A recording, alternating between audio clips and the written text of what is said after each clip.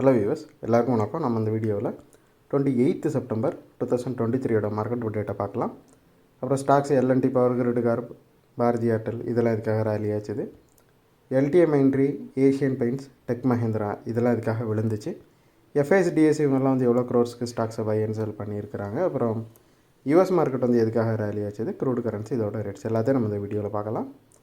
First வந்து market அப்டேட்டாக பார்த்துடலாம். நீங்கள் என்ன இந்த சேனலை சப்ஸ்கிரைப் பண்ணாமல் இருந்தால் மறந்துடாமல் சப்ஸ்கிரைப் பண்ணிடுங்க. அப்படியே அந்த பெல் ஐக்கானை கிளிக் பண்ணிங்கன்னா டெய்லி அப்டேட்ஸ் தவறாமல் கிடைக்கும். நிஃப்டி பார்த்திங்கன்னா ஒரு 192 பாயிண்ட்ஸ் வந்து விழுந்துச்சு. சென்செக்ஸ் வந்து 610 பாயிண்ட்ஸ் வந்து விழுந்துச்சு. நிஃப்டி வந்து ஒரு பெரிய ஃபாலை வந்து இன்றைக்கி சந்திச்சிச்சு. நிஃப்டியில் பார்த்திங்கன்னா ஒரு 6 ஸ்டாக் மட்டும்தான் பாசிட்டிவாக க்ளோஸ் ஆச்சு.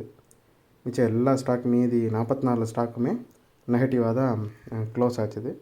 அது மட்டும் இல்லாமல் இன்றைக்கி வந்து மந்த்லி எக்ஸ்பைரி.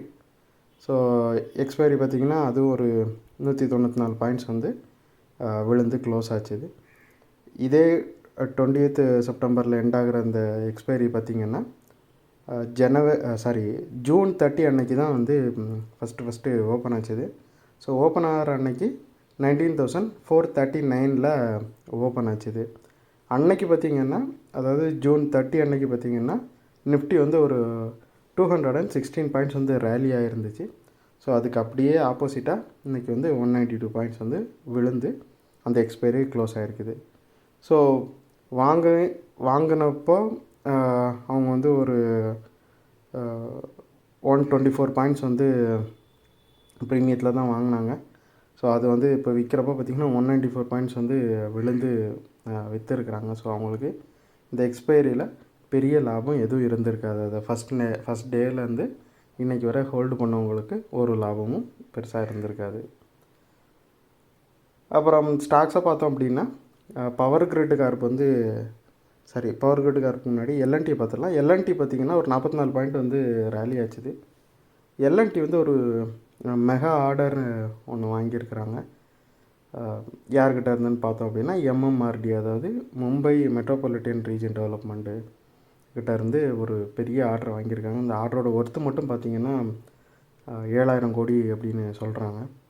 இது வந்து ஒரு அண்டர் கிரவுண்டு ரோடு ப்ராஜெக்ட் அப்படின்னு சொல்கிறாங்க. ஸோ இந்த பெரிய ப்ராஜெக்ட் கிடச்சதுனால எல்என்டி வந்து நல்லாவே ரேலி ஆகிருக்குது.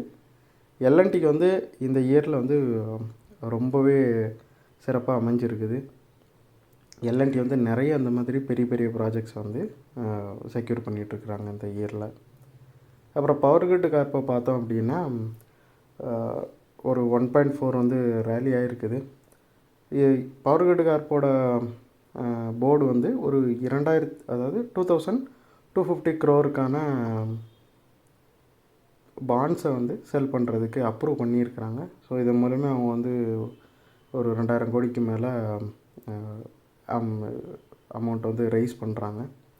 அதே மாதிரி பிஎஃப்சி பவர் ஃபினான்ஸ் கார்பரேஷன் இருக்குல்ல, அதிலேருந்து ஒரு 2 சப்சிடரியை வந்து பவர் கிரிட் கார்ப்புக்கு ட்ரான்ஸ்ஃபர் பண்ணியிருக்கிறாங்க. ஸோ அது எதெல்லாம்னு பார்த்தோன்னா அனந்தபுரம் கர்னூல் டிரான்ஸ்மிஷன், அப்புறம் பத்லா அத்ரே டிரான்ஸ்மிஷன் லிமிடெட், இந்த ரெண்டையுமே வந்து பிஎஃப்சி பவர் கிரிட் கார்ப்புக்கு ட்ரான்ஸ்ஃபர் பண்ணுறாங்க. இதனால் பிஎஃப்சி வந்து 2% விழுந்திருக்குது. ஸோ இதுவும் ஒரு ரீசன் வந்து பவர் கிரிட் கார்ப் ரேலி ஆனதுக்கு. பவர் கிரிட் கார்ப்பும் பார்த்தோன்னா இந்த வருஷம் ஃபுல்லாகவே நல்லாவே ரேலி ஆகிட்டுருக்குது.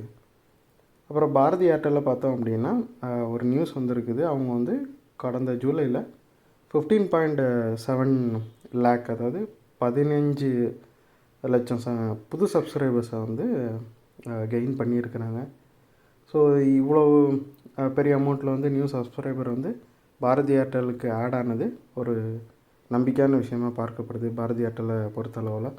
ஸோ ஏற்கனவே ஜியோவோட தாக்கம் வந்து பாரதி ஏர்டெல்லை வந்து ரொம்பவே பாதிச்சிச்சு. ஸ்டில் வந்து பாரதி ஏர்டெல் வந்து ஒரு அசைக்க முடியாத கம்பெனியாக இருக்குது. ஸோ இந்த நியூஸ்னால் பார்த்திங்கன்னா பாரதி ஏர்டெல் கொஞ்சமாக ரேலி ஆகிருக்குது. அப்புறம் எல்டிஐ மைண்ட்ரியை பார்த்தோம் அப்படின்னா, அதாவது ஆக்செஞ்சர் இருக்குது. ஆக்செஞ்சர்னு ஒரு கம்பெனி இருக்குது, அதுவும் சாஃப்ட்வேர் கம்பெனி தான். அது வந்து யூஎஸ் பேஸ்டு ஐடி. அங்கே பார்த்திங்கன்னா அவங்க வந்து 4th குவார்ட்டரில் லாபம் வந்து பெருசாக இருக்காது அப்படின்னு ஒரு ரிப்போர்ட்டு கொடுத்துருக்குறாங்க. ஸோ ஸோ ஆக்செஞ்சர் வந்து இப்படி ஒரு ரிப்போர்ட்டு கொடுத்தது எல்லா ஐடி ஸ்டாக்கையுமே வந்து ப்ரெஷரில் வச்சுச்சு. ஸோ எல்லாத்துல மேலுமே செல்லிங் ப்ரெஷர் வந்துச்சு. முக்கியமாக இன்ஃபோசிஸ், டெக் மஹேந்திரா, அப்புறம் எல்டிஎம்ஐன்ட்ரி மேலேயும் சேர்த்து ரொம்பவே ஹெவியாக அந்த செல்லிங் ப்ரெஷர் இருந்ததுனால எல்டிஎம்ஐன்ட்ரி நல்லாவே விழுந்துச்சு. ஸோ இது எதை காட்டுது அப்படின்னா, ஐடி கம்பெனிஸ்க்கெல்லாம் ப்ராஜெக்ட்டு மேபி இன்னொரு வரக்கூடிய 2 குவார்ட்டர்லேயும் வந்து குறையிறதுக்கான வாய்ப்புகள் அதிகமாக இருக்குது அப்படிங்கிறதையும், இதில் வந்து ஜாப்ஸ் கொஞ்சம் மியூட் ஆகலாம் அப்படிங்கிறதையும் தான் இது காட்டுது. ஏசியன் பெயிண்ட்ஸை பார்த்தோம் அப்படின்னா ஒரு 131 பாயிண்ட்ஸ் வந்து விழுந்திருக்குது.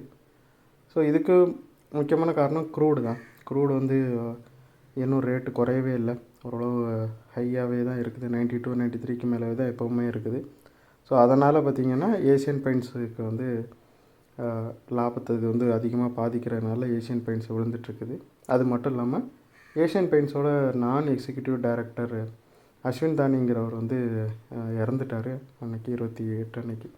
ஸோ அதுவும் ஒரு ரீசன் ஏசியன் பெயிண்ட்ஸ் வந்து கொஞ்சமாக சரிஞ்சதுக்கு. டெக் மஹேந்திராவை பார்த்தோம்னா 59 பாயிண்ட்ஸ் வந்து விழுந்துருக்குது. ஸோ ஆல்ரெடி எல்டிஎம்ஐன்ட்ரியை பற்றி சொன்ன சேம் ரீசன் தான். ஆக்செஞ்சர் வந்து 4th குவார்ட்டரில் வந்து ஏர்னிங்ஸ் வந்து மியூட் ஆகும் அப்படிங்கிறத அவங்க சொல்லியிருந்ததுனால எல்லா ஐடி ஸ்டாக்குமே ப்ரெஷரில் இருந்துச்சு. ஐடி இண்டெக்ஸ் மட்டும் பார்த்திங்கன்னா ஒரு 2 பாயிண்ட் வந்து விழுந்துருந்துச்சு. ஸோ அதனால் டெக் மஹேந்திராவும் கொஞ்சமாக சரிஞ்சிருக்குது. அப்புறம் எஃப்ஐஸை பார்த்தோம் அப்படின்னா அவங்க வந்து ஒரு 3,364 crore வந்து செல் பண்ணியிருக்கிறாங்க. இது அவங்களோட 8th கன்சிக்யூட்டிவ் செல். ஸோ இந்த கன்சிக்யூட்டிவ் செல்லோட அவங்க ஏறக்குறைய பார்த்திங்கன்னா ஒரு 14,000 கோடிக்கு ஒரு 15,000 கோடிக்கு மேலே அவங்க வந்து செல் பண்ணிட்டாங்க. அதே மாதிரி டிஏஸை பார்த்தோம் அப்படின்னா ஒரு 2,700 crore வந்து பை பண்ணியிருக்கிறாங்க. ஸ்டில் வந்து எஃப்ஐஎஸ் அளவுக்கு மேட்ச் பண்ண முடியலை. டிஏஎஸ் வந்து ஒரு 6 கன்சிக்யூட்டிவ் டேவாக பை தான் பண்ணிகிட்ருக்காங்க. எஃப்ஐஎஸ் வந்து ஒரு 8 கன்சிக்யூட்டிவ் டேவாக செல் பண்ணிகிட்ருக்கிறாங்க. யூஎஸ் மார்க்கெட்டை பார்த்தோம் அப்படின்னா டவ் வந்து 116 பாயிண்ட்ஸ் வந்து ரேலி ஆச்சுது. S&P 500 25 பாயிண்ட்ஸ் ரேலி ஆச்சுது. நாஸ்டாக் வந்து 108 பாயிண்ட்ஸ் வந்து ரேலியாக இருந்துச்சு. ஸோ டவ் வந்து ஒரு சடன் கரெக்ஷன் வந்ததுனால நல்லாவே விழுந்துருந்துச்சு. அதுக்கப்புறம் பார்த்திங்கன்னா மார்க்கெட் வந்து கொஞ்சமாக ரெக்கவரியை பார்த்துட்ருக்குது. ஸோ அதனால தான் லைட்டாக ரேலி ஆகிருக்குது. அதுவும் இல்லாமல் இன்ஃப்ளேஷன் ரிலேட்டட் டேட்டா வேறு வரப்போகுது. ஸோ அதுக்கு முன்னாடி ஒரு ஸ்லைட்டான ரெக்கவரி இது. அப்புறம் க்ரூடை பார்த்திங்கன்னா அது 1.2 வந்து விழுந்திருக்குது. ரஷ்யாவும் சவுதியும் வந்து சப்ளை வந்து பூஸ்ட் பண்ணலாம் அப்படின்னு இருக்கிறதா ஒரு பேச்சு வந்திருக்குது. அதனால் பார்த்திங்கன்னா கொஞ்சமாக க்ரூடு விழுந்துருக்குது. அப்புறம் யூஎஸ்டி வந்து எகென்ஸ்ட் இந்தியன் ருப்பி பெருசாக எந்த சேஞ்சும் இல்லை. 0.03 ஃபால் ஆகிருக்குது. 83.18ல் யூஎஸ்டி இருக்குது. இந்த வீடியோவில் நான் உங்களுக்கு கொடுத்த இன்ஃபர்மேஷன்ஸ் எல்லாம் கண்டிப்பாக ஹெல்ப்ஃபுல்லாக இருந்திருக்கும் நான் நம்புகிறேன். இது உங்களோட ஃபியூச்சர் ட்ரேடிங் செஷனுக்கு கண்டிப்பாக ஹெல்ப் பண்ணும். இந்த வீடியோ உங்களுக்கு பிடிச்சிருந்துச்சுன்னா லைக் பண்ணுங்கள், ஷேர் பண்ணுங்கள், மறக்காமல் சேனலுக்கு சப்ஸ்கிரைப் பண்ணுங்கள். அப்படியே அந்த பெல் ஐக்கானை கிளிக் பண்ணிங்கன்னா டெய்லி அப்டேட்ஸ் தவறாமல் கிடைக்கும். தேங்க்ஸ் ஃபார் வாட்சிங். Keep supporting. தேங்க்யூ.